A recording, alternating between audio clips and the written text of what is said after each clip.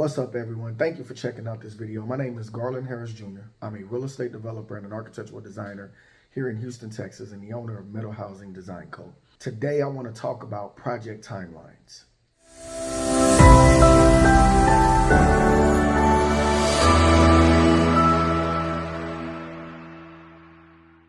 If you follow me on Instagram, then you've seen me recently post about some of the questions I've been getting from some of my clients about realistic timelines about developing new construction projects. In the city of Houston, last year we set a record for the number of projects permitted in the city.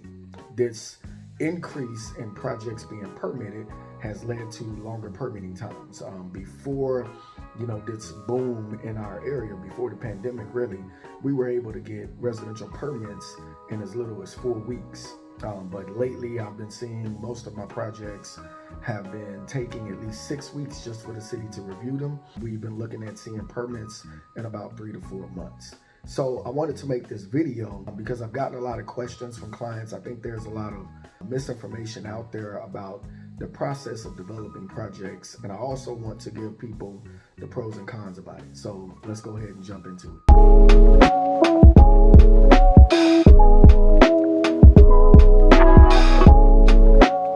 So the first thing I want to talk about is the pre-construction process. So after you buy a piece of land, there is a process that you must go through in order for you to obtain approval to even get to swinging hammers and actually getting guys out there to building the physical project. This process can include things such as surveys, the entitlement process where you go through the zoning and being approved to be able to build whatever project you want to build. This stuff takes time.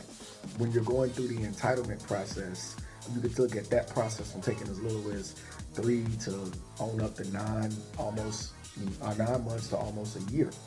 And so when you are developing a project and when you're planning out a project, when you're buying your land, you need to already be prepared for those things that you're going to have to encounter, okay? Going through that process, like you might be going through an upzoning, you might be living in a city where they allow upzoning. And so you might have bought a piece of land hoping that you could build a fourplex, and then you go through the entitlement process and the city tells you, oh, well, we'll allow you to upzone this lot from single family, but we're only going to allow you to build up to 3 units on the lot. So now you're not able to build that extra unit. So you need to understand your city's rules and understand their processes ahead of time before creating these unrealistic timelines. The best thing about it, man, is understanding your city's rules is not like a tough process. A lot of the information is now posted online. You can go to your city's planning and zoning website, and you should be able to find a lot of the information that you need to know. In the city of Houston, we don't have zoning, but we do have a process that we have to go through when we're subdividing land to build multiple units. So in the city of Houston, currently, our rules only allow us to build 2 units on 1 lot in order for it to be classified as residential. 3 units or more is classified as commercial and takes you through a longer and more complicated process that can cost you more money and make projects less feasible. So when we're developing a project, let's say we have a large piece of land, we have to go through and chop up the lots to build multiple units on that piece of land. And that is a process that we call a replat. And that process usually can take us anywhere between 4 to 6 months. And in the city of Houston, they won't allow you to apply for a building permit until that process is done. So if we can't even apply for a building permit until we're done with our replat process, then we can't even start construction. And as I told you in the beginning of this video, right now permitting times in the city are running, for a small project about 3 to 4 months. So if it's taking us 4 to 6 months to subdivide the land, create the new tax IDs, get the new addresses, create the new lots, create the new legal descriptions, create the subdivision, and then we have to have all of that process done before we can even apply for our building permit, you can see how easily your timeline for that project can push you into 9 months, on up to a year before you even starting construction. Not to mention, you also have to go through the process of actually designing the project. So this is when you have to engage your consultants. So you have your architectural professionals, you have your engineers, depending on your project, depending on your city's rules, will depend on if you need, certain people and if you don't need certain people. I can tell you for a fact that in most cities, you will always need 2 consultants on your project regardless. That is an architectural professional, whether it be a licensed architect or a professional building designer, and a structural engineer. Those are always required in most cities across the United States. The structural engineer is usually required because it is required by most cities for a structural engineer to sign off on the drawings to ensure that it has been reviewed by them and that the structure is sound and meets all of the building code requirements. On the architectural side, now this is something that a lot of people don't know. In most cities and states, a licensed architect is not required if your project falls under certain categories, okay? So if you're building a residential project such as a house or a bunch of houses, in most cities and states, a licensed architect is not required to sign off on those drawings. This is the way builders are able to operate across the country. Most large home builders do not employ architects because they don't need them. Their projects don't qualify under the Architectural Act to need an actual licensed architect to sign off on the drawings. Most of your projects that you will need a licensed architect to sign off on are, commercial projects, usually schools, hospitals, things that they classify as assemblies, restaurants, things that are over a certain, I believe the square footage cap is 20,000 square feet or over 3 stories. Those buildings typically get into where you have to hire a licensed architect. Those projects are also much more lucrative, so it makes sense for a licensed architect to take those on. So you can, use a professional building designer to come in and design your houses. Now, depending on your city and depending on the type of project, there are certain engineers that may be required. You may have to bring in a civil engineer. Civil engineers deal with infrastructure. So if you're putting in streets, then you may have to bring in a civil engineer to do the detention requirements and the drawings for the paving, and then the drawings for your underground utilities. If you're building in a flood zone, some cities require you to engage a civil engineer to draw up grading plans so that they can make sure that your site is draining water efficiently and not flooding the rest of the area. You also have mechanical, electrical, and plumbing engineers. On residential projects in most parts of the country, you're not required to have mechanical, electrical, and plumbing engineers. Now, I know you're saying, well, Garland, how are we going to have, plumbing plans and electrical plans? Most architectural designers and architects include these documents in their sets. So they'll have an electrical plan. On their floor plan, they will show the locations of all the plumbing fixtures. On a foundation plan, they will show the drains that are running through the slab, and they will usually show, and have dimensions to that so that the guys in the field can know where to put that stuff. And then for, the mechanical side, a lot of your HVAC is it's roughed in the field. So, on most architectural plans, you will see like where the attic stair is and where there are return areas, suggested locations for the return areas, but your HVAC contractor usually determines where all of the ductwork runs. So that's not really required in the residential side, but when you do get to commercial projects, you do find that you have to include these extra consultants into your project. So it's important for you to understand what your city requires for your certain type of project so that you can make sure that you are adjusting your timeline, because the more consultants that you add into your project, the longer your timeline is, because now all of these guys have to coordinate together, starting with what the architectural professional has drawn up, what the structural engineer is working on, and then what the mechanical and the electrical and the plumbing engineers are drawing in. And so you have to account for those timelines in your project.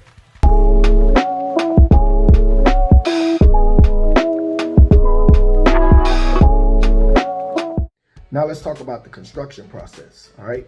Congratulations. You have gotten your permits, you've gotten your entitlement done, you've gotten through zoning, you've gotten through all of the processes that your city requires, and now you can finally start turning over dirt, getting the guys out there and putting the structure in. Okay, once you have got to this point, man, pat yourself on the back, because the pre-construction process can be long in a lot of cities and can be frustrating and tough to go through. But once you get here, man, the battle is halfway done. You are almost to the finish line. But there can be issues during the construction phase. One of the major issues that we have in the construction industry is theft. People are always pulling up on your job site, stealing things, okay? And construction theft is something that I wish I could tell you would not happen, but it is something that you have to be prepared for, because there is a good chance that it can happen. It doesn't just happen to little guys like us, it happens to the large guys. I recommend making sure that you have a fence on your site, making sure that you have cameras. If you have really sensitive materials on your site, such as copper or lumber, and they're being stored overnight, you know, you might want to go ahead and hire you a security guard to be on site to protect those materials, so that you can make sure that you prevent construction theft from happening. But I can tell you, in my years of experience, I've been doing this for over a decade. I've worked for large companies, I've worked on my own for the past couple of years.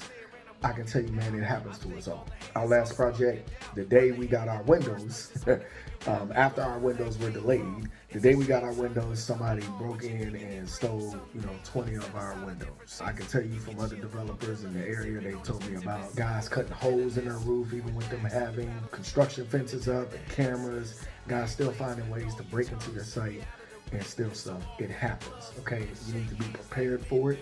You need to be prepared for the delays that it caused. When our windows were delayed, we could not finish out our HVAC because we didn't have windows yet. When we finally got our windows, we had scheduled to have our HVAC complete, and then somebody stole our windows. So then we had to go out and get more windows, and that delayed the project even further.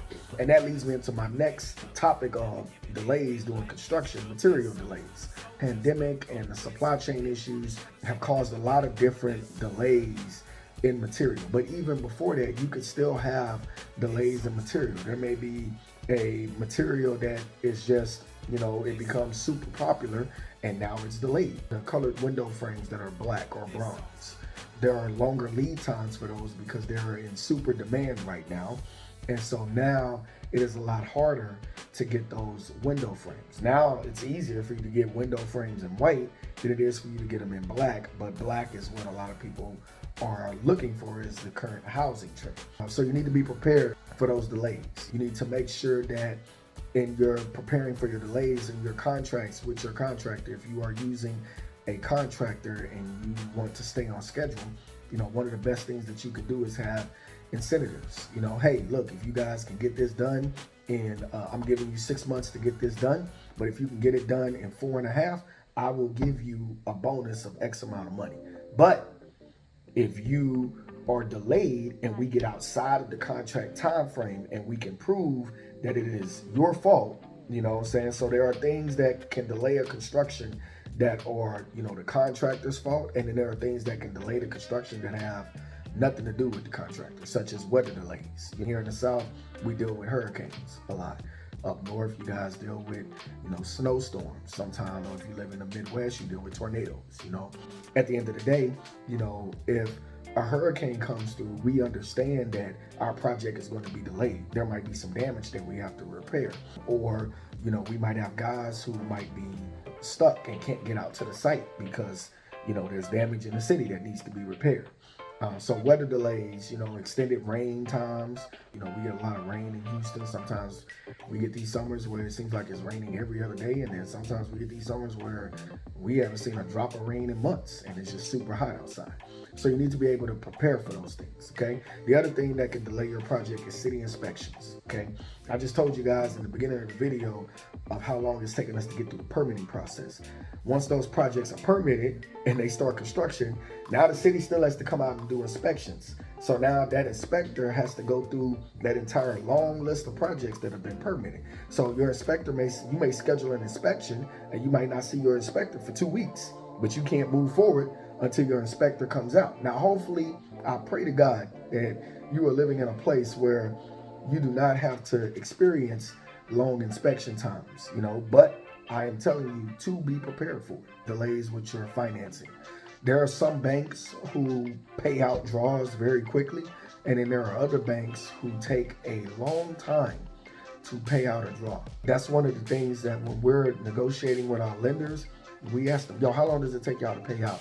Because we typically, when our contractors have finished up a stage, we typically want to pay them out within that week. But I have spoken with some of our guys, and they have told us that they have worked with guys where it has taken them a month to get paid. Understanding how long your draw process is and how quickly your bank disperses funds is very important if you want to keep guys on your site, because if they got to wait a whole month to get paid, then guess what? They're going to go find other projects to work on. And then when you call them and need them back on site, they're going to be like, well, I'm working on this project, and that can delay your project even longer.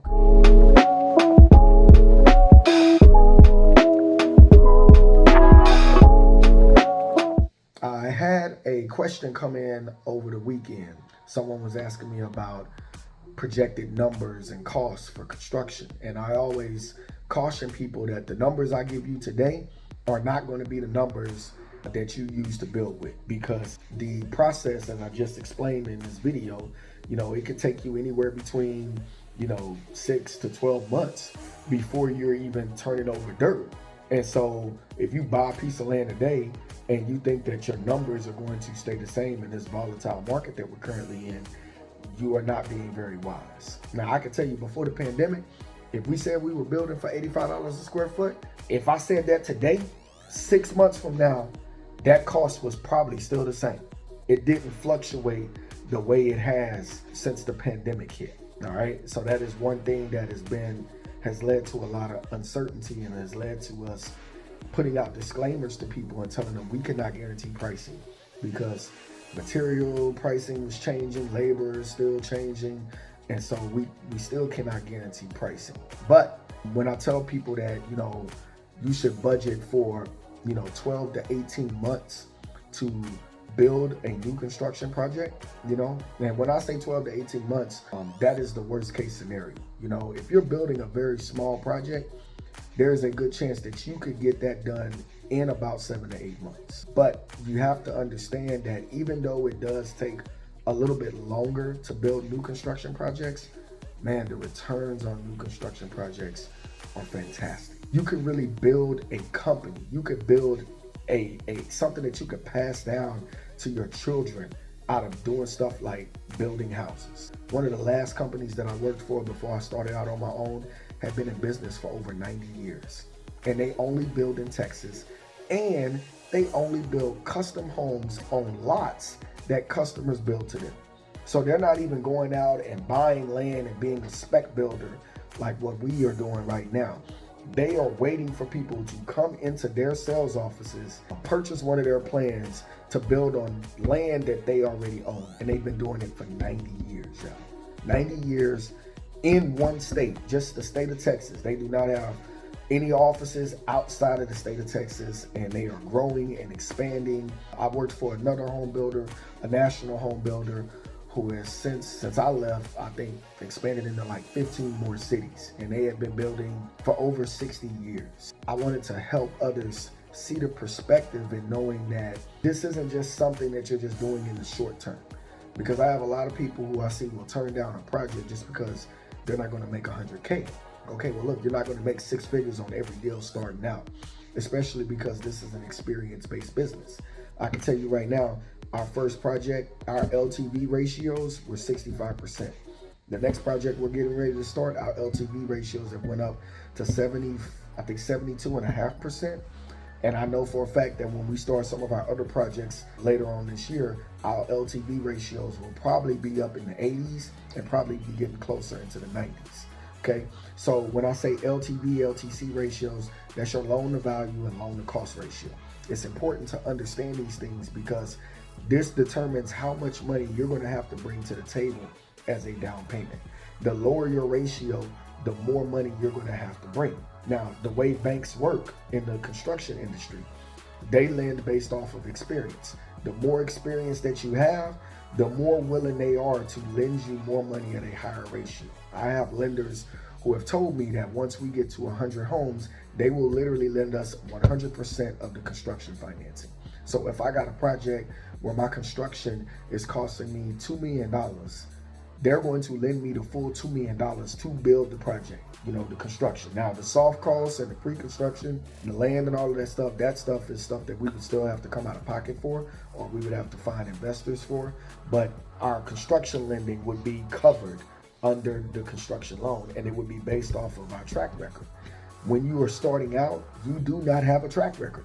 The banks are going to look at you and they're going to be like, hey, what have you done lately? Now, in speaking with some of our lenders recently, I have heard from our lenders in this market right now that they are not lending to people who have no experience at all. Just if you have no experience at all, they are not going to give you a dime.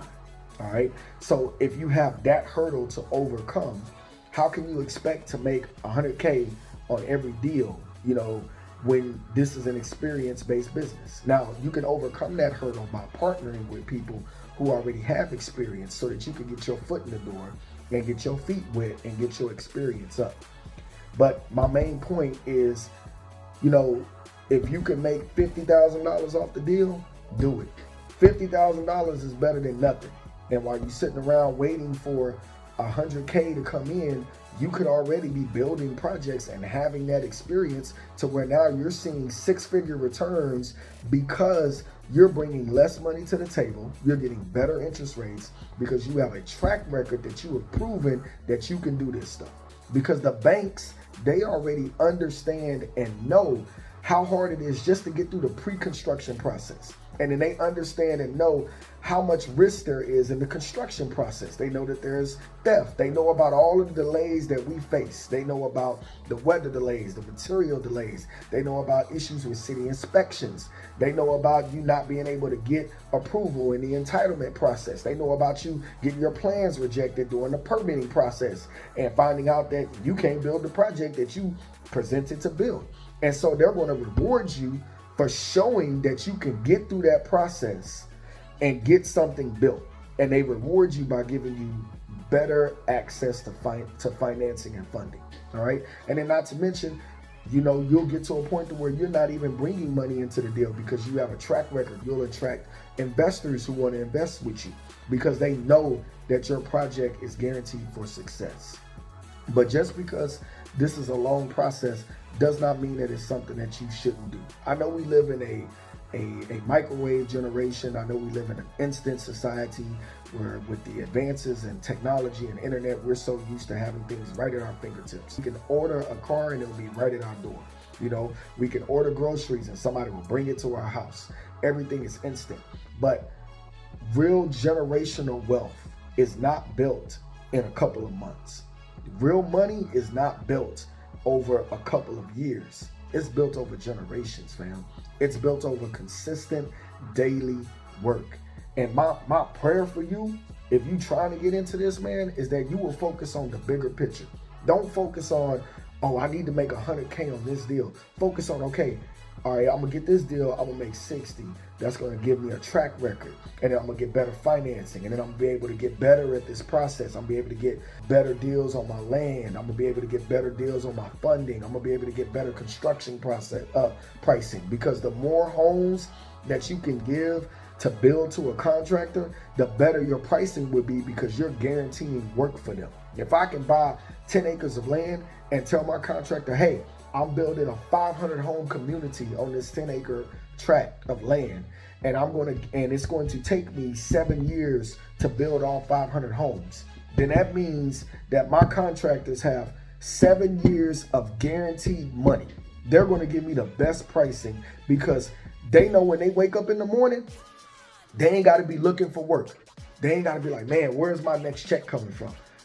Because that's how contractors live right now. The subcontractors, they live, where's my next check coming from? But when you can get to a point where you have a track record and you can get to these larger projects where you're guaranteeing them years, hey, for the next 3 years, you're going to have a project with me. Okay? For the next 5 years, you're going to have a project with me. Your pricing will get better, man. I promise you. But this whole idea that you know, you're going to go out here and buy a piece of land, and you're going to be building in 3 months, and it's going to take you 30 days to finish the construction, and you're going to sell the house in 2 hours, and it's going to close in 3 minutes, and you're going to walk away with $150,000. That is just not realistic. I'm not saying that it doesn't happen. Well, the timeline doesn't happen, to be honest with you. You can build, I've seen builders build a house in 30 days, but I wouldn't recommend it. I can tell you that there are places where you can probably get a permit in 3 months. It depends on if you're building in a small city that doesn't have a lot of construction going on, then yeah, you probably can build a project in less than 3 months. But if you're building in a small city that doesn't have a lot of construction going on, is there a lot of demand? Are you really going to sell the house in, you know, less than 30 days? That's something that you have to look to and understand and figure out. As I wrap up this video, man, I just wanted to give people a realistic timeline.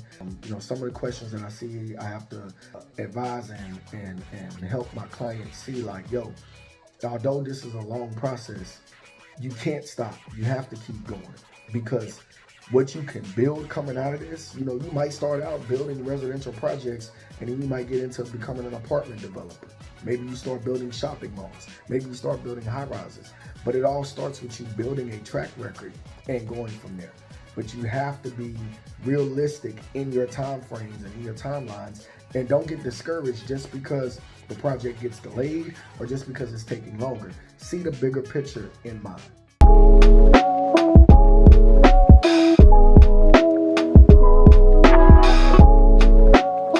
Thanks for watching this video. I hope the information was very helpful for you. If you are interested in learning more about real estate development, you can check out some of our ebooks that we have in the description below. We have our residential real estate developers checklist, which outlines a lot of the steps that I spoke about in this video, and gives you a checklist so that you can know, like, okay, I need to get a soil test. I need to, you know, consult my architectural professional. I need to get a structural engineer, you know, and it goes through the steps involved in developing a project. We also have our latest ebook, Financing Residential Real Estate Projects, where we talk about some of the things that I spoke about in this video, like the LTV and the LTC ratios. We also talk about the different types of options that you have for financing, such as traditional bank loans and lines of credit and crowdfunding.